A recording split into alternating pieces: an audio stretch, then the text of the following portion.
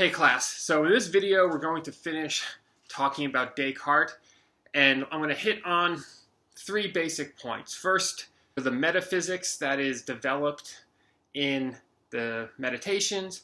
Then I'm going to jump back to the discourse on the method and talk about his overall scientific project. And then third, I'm going to wrap it up with some points about Descartes and Machiavelli and modern philosophy in general. So I'm going to give you an overview of his metaphysics. The key ideas in his metaphysics emerge from that radical doubt we were talking about in another video.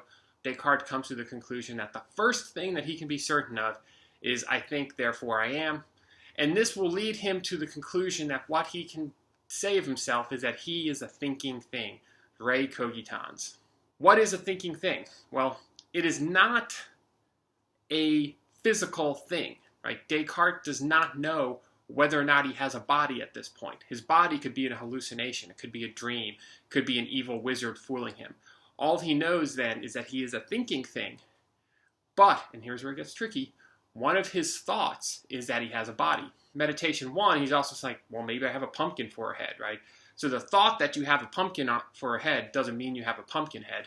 And so the thought that you have a body doesn't mean that you have a body.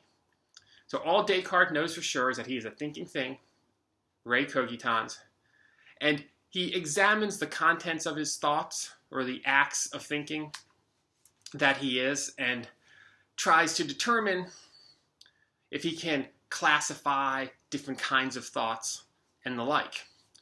As he's doing this, he stumbles upon what he calls the idea of infinity, right? The idea of infinity is just that, infinite. But he says, I know that I am finite because I have all these doubts. I have all these problems. There's all these things that I don't know. So I know that I'm not infinite. Where could the idea of infinity have come from? He reasons it must have come from an infinite being that kind of left the idea of infinity as a mark on him. This leads Descartes to an argument for the existence of God. This is sometimes called the ontological argument, and you can look it up if you want more information about it. I don't want to dive too much into it, except for to say that the ontological argument is one of the more controversial arguments in the history of philosophy.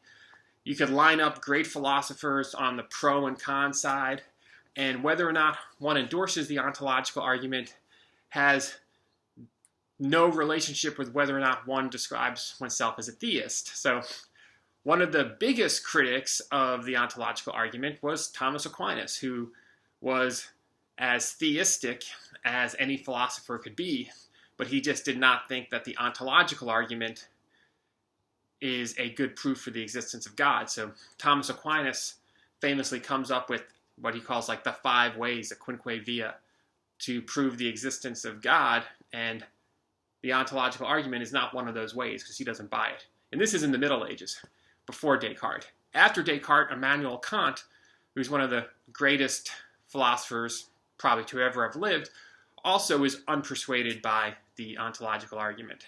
But Descartes is, and Descartes is also one of the greatest philosophers to ever have lived. So what does that mean for the status of the ontological argument? Well, you could spend your entire life working on that problem, right? The only thing that you can't say is that it's a slam dunk one way or the other, right? It's difficult. So that said, Descartes now has 2 things that he's sure of. 1, he's sure that he is a thinking thing. 2, now he's sure that God exists. And God being good, God being perfect, would not allow him to be deceived. So what does that mean for Descartes? That means that he has good reason to believe that his thoughts are accurate representations of reality to some degree, because God would not allow him to be completely deceived about everything at all times. But there's an obvious caveat that has to be added here. If someone goes off half-cocked believing things on insufficient evidence, or jumping to conclusions, or they're drunk all the time, and therefore they are misreading and misunderstanding things, that's not God's fault. It turns out that God only guarantees our ideas to be true when those ideas are clear and distinct. What is a clear and distinct idea?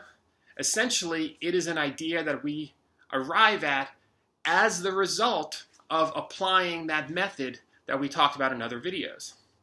So God is not going to do your homework for you. God is not going to magically implant true ideas in your mind. All God is going to do is guarantee that if you follow Descartes' method, if you are sort of a careful seeker of knowledge, and you break down questions into smaller questions and apply yourself systematically to those questions, and you show your work, and you double check and triple check, and you do all of those things, then God will guarantee you that those ideas will be true. So what kind of ideas emerge at the end of all that as the ones that get guaranteed? What kind of things can I know? What Descartes calls re extensa, or extension. The things that I can know with certainty, the things that God will sort of guarantee to be true, are essentially the things that can be measured in one way or the other. So remember that Descartes' method is inspired by mathematics. And the kinds of things that it can tell you are most often sort of mathematical qualities. So the mathematical qualities of things, the measurements of an angle, the shape, curves, all of these things are the kinds of things that we can know systematically, or that we can know certainly as a result of using the method. Other things we can't know. God doesn't guarantee those things. God will say, guarantee the rightness of this angle, but he won't guarantee whether or not this is a particularly cool looking triangle. Like, I think the yellow and black looks cool, and that's one of the reasons why I bought this triangle amongst all the triangles I could have bought. But God doesn't guarantee like the coolness of the triangle. He's only going to guarantee the measurements, the extension. All that's real in the world is extended things, things that can be measured. Right? So now, in Descartes' metaphysics, we could say you have re cogitans, the thinking thing, God, and then re extensa. That raises a problem of, what is this? The body. Remember, I think I have a body, but my body is not a thinking thing. My body is an extended thing.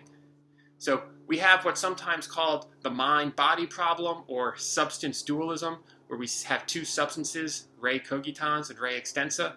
And how do these things connect? Because it really, really seems like they're connected. That is another big problem for Descartes that philosophers have spent centuries working on. We're not going to solve it in this video. You just need to know that it is a problem. And we're going to move on to what I think Descartes is ultimately more concerned with than solving the mind-body problem. And so this takes us now to part 2 of the video on the discourse on the method.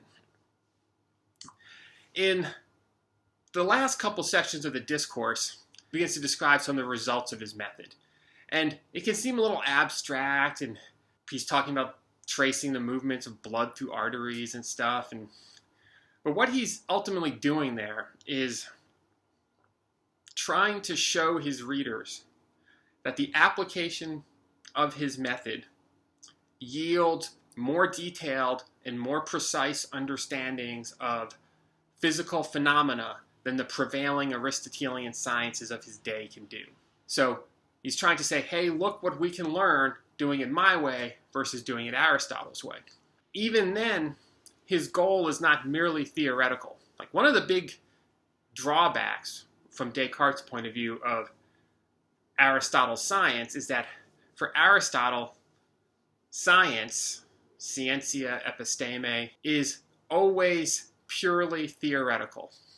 The point of doing science, if you're an Aristotelian, is just to understand stuff. For Descartes, that's not the case. And we see this especially in the last part of the discourse. The point of doing science is not to understand stuff. It's to understand stuff so we can do stuff. Right? And what Descartes wants to do is become masters and possessors of nature. Right? There's a great passage, a page or two into the last part of the discourses, where he talks about becoming masters and possessors of nature, and how we can use this new, clear and distinct knowledge of the workings of nature to improve our lives, to build tools that'll make our lives easier. And the ultimate goal of all of this for Descartes is health, right? Not just advancing our understanding of how the body works and things, but also the production of medical technologies. The ultimate end of Descartes' project is basically modern medical science. If we showed Descartes a modern nursing school or a modern hospital, he would say, yes, that's what I wanted. That's what I'm about.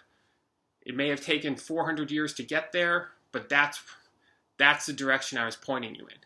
And there is a sense in which the world we live in is very much Descartes' world. And there are advantages and disadvantages of that. On the one hand, a professor once pointed out to me that people like to criticize Descartes for this, that, or the other thing, but when they or their loved one is sick, they want the full Cartesian treatment, right? They want modern medical technology turned up to 11.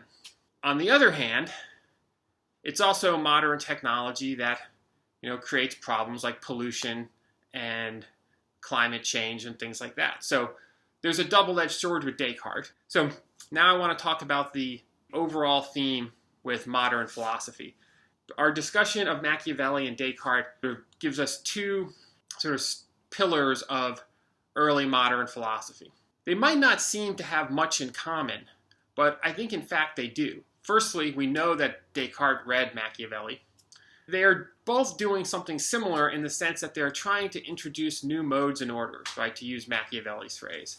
Machiavelli wants to reform the way we think about ethics and politics and government to improve upon the status quo, right?